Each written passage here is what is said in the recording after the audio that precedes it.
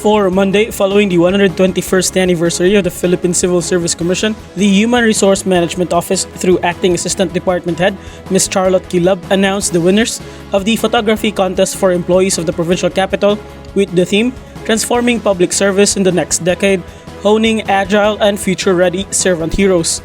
The winners received a certificate and the corresponding prize money. In third place are Mr. Alfred Fernando and Mr. Giancarlo Quibido of the Provincial Agriculture Office, who each received 1,000 pesos. In second place is Mr. John Jovi Balolong of PDRRMO, who received a prize of 3,000 pesos. And in first place is Mr. Jumil Humauas of PDRRMO, who received 5,000 pesos. Through the contest, employees of the provincial capital had the opportunity to show their skills that can also give awareness to the public on the importance of public service. Salamat sa serbisyo. These are the words uttered by Governor Bambi Emano for the 14 retirees of the provincial capital. Valuing the service they have given, Governor Bambi Emano, through his Executive Number 2015-04, gave incentives to the retirees. A total of 375,800 pesos were given to all 14 retirees. Governor Bambi gave his heartfelt thanks to the retired employees, exemplifying their enthusiasm, honesty, and dedication to public service as a challenge to all PGMO employees to follow.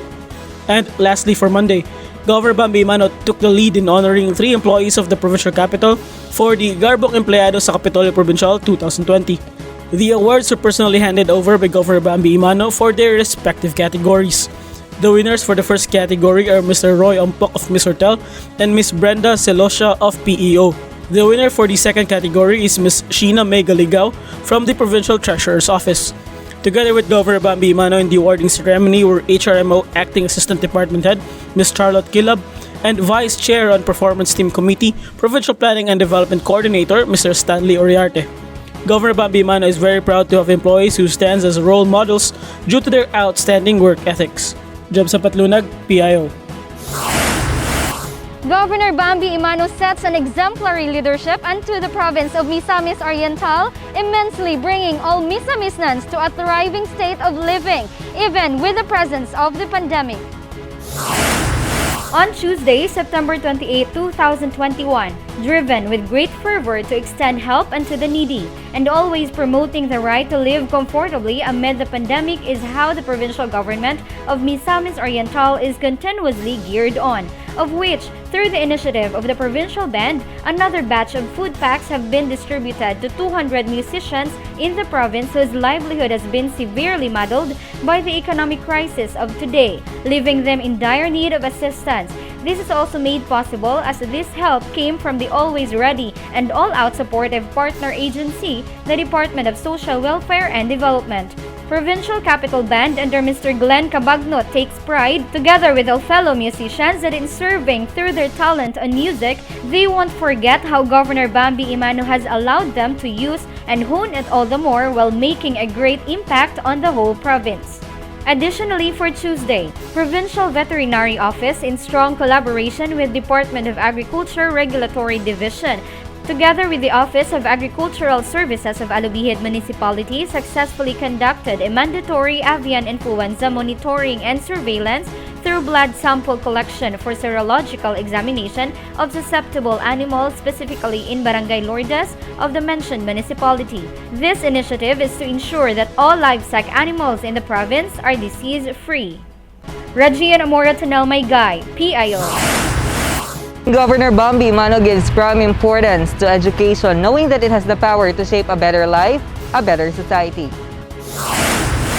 Today, the local school board of Misamis Oriental and Governor Bambi Emano turned over a check worth 5 million pesos to the local government unit of Lagunglong during the culminating activity of Brigada Eskwela 2021 held at Lagunglong Central School.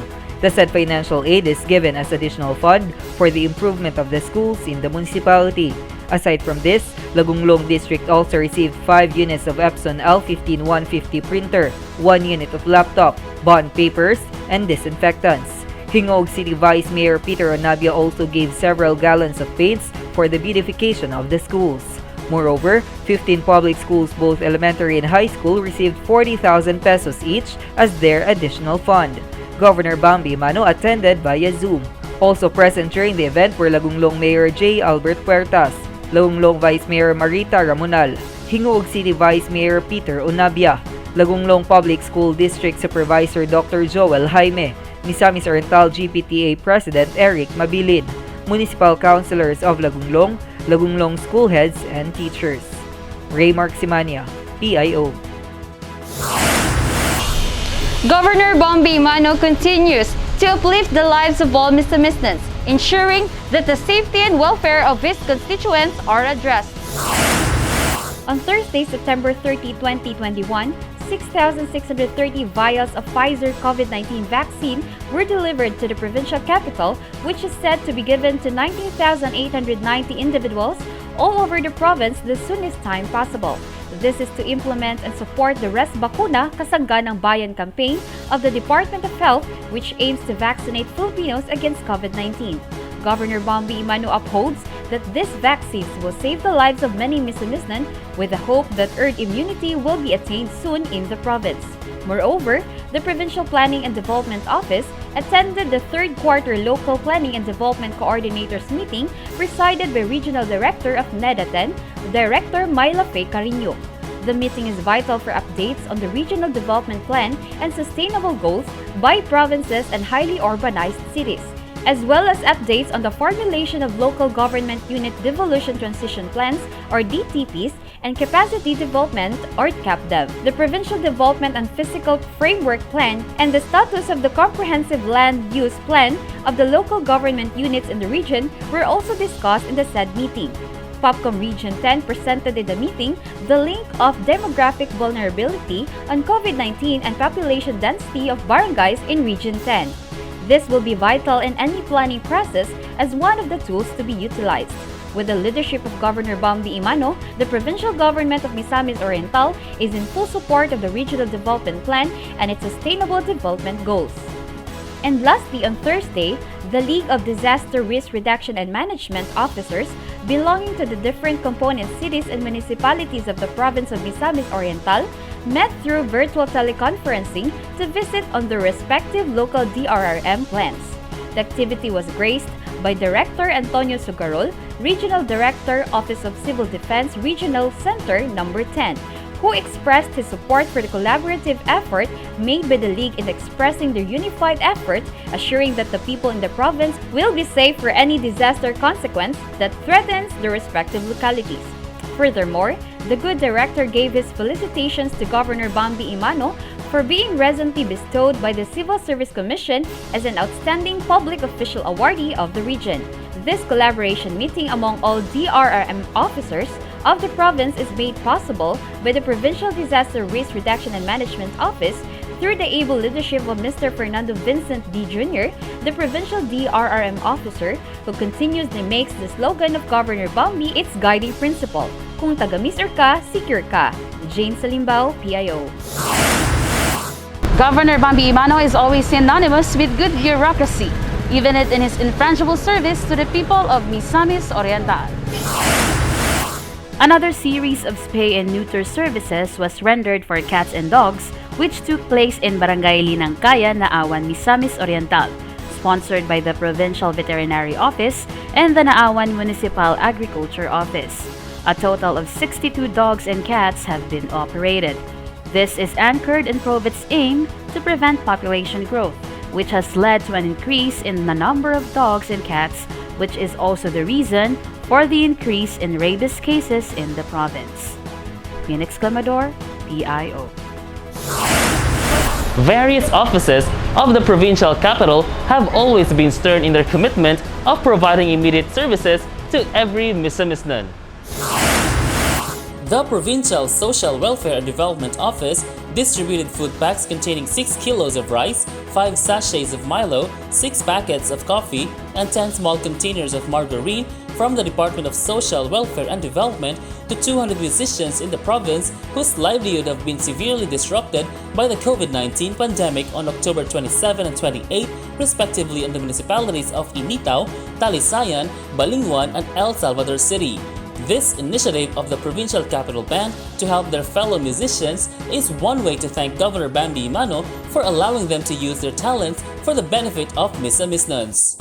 Moreover, Governor Bambi Emano extends his barangay empowerment program to more barangays in the province as another series of turnovers and inaugurations took place on Tuesday and Friday this week. On September 28, Barangay Beniguayan of Alubihid received a water system project amounting to 1,995,619 pesos and 36 centavos, and Barangay Sipi Garcia of Itagum received another water system with a total project cost of 798,727 pesos and 3 centavos. Consequently, on October 1, Barangay Poblacion of Upper Saan received a newly completed 160.5-meter road concreting project amounting to 600,000 pesos. Present in the turnovers were Assistant Provincial Engineer Tessie Gales, Engineer Rosine Zambrano, Engineer Angelo Lagapa, Sangguniang Panlalawigan Board members Sarah May Saysay Emano, Nancy Madhos, Dexter Yasay, and Gerardo Boboy Sabal III.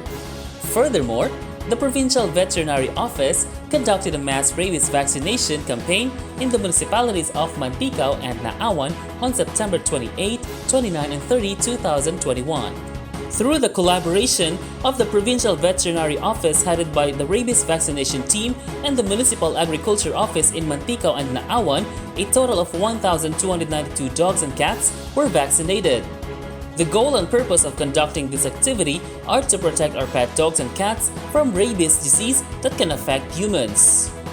Additionally, the Provincial Governor's Extension Office turned over various materials to different barangays in the municipality of Tagolwan.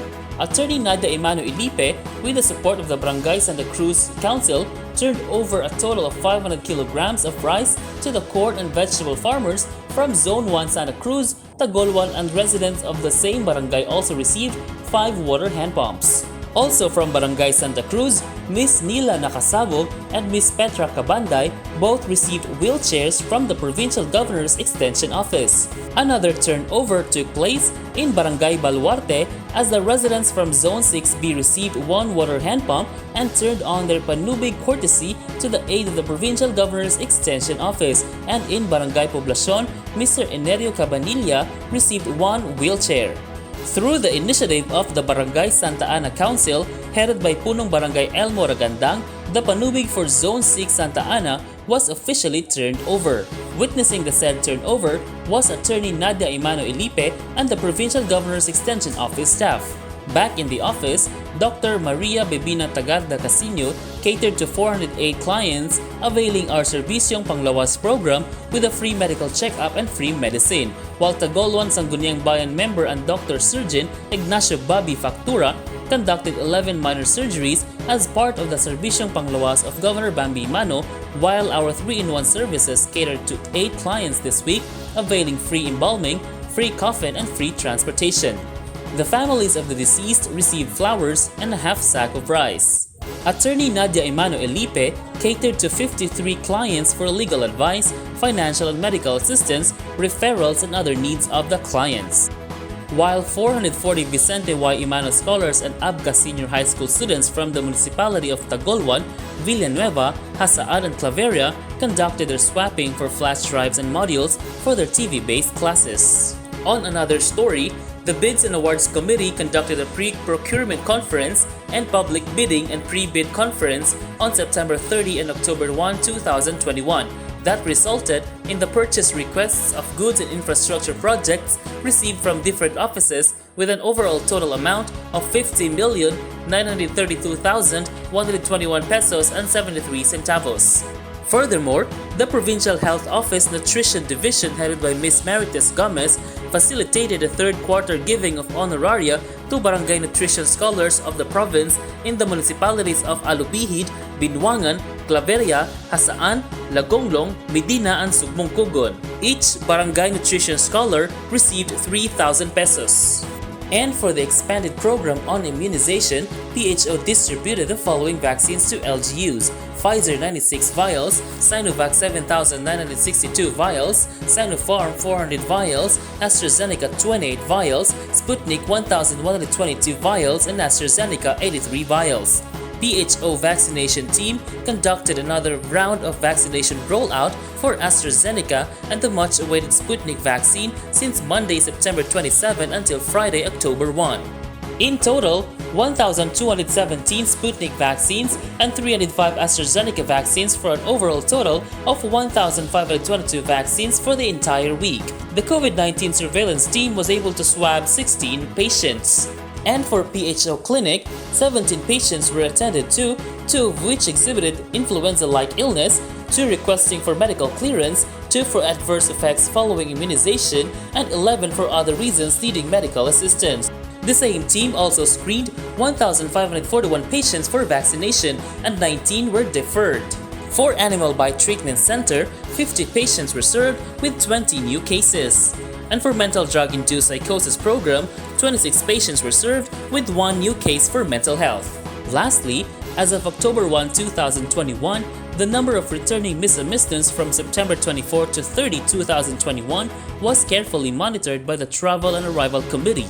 Returning OFWs in Misamis Oriental numbered 93, additionally, locally stranded individuals numbered 263, and the number of returning Misamis students billeted at Marian Suites by PGMO totaled 18. For the grand total, Governor Bambi Emano has already assisted 29,909 Misamis students as they return to Misamis Oriental, ensuring that Misamis students are carefully attended to by the PGMO. Danny Vertudazo Obshama Jr., PIO.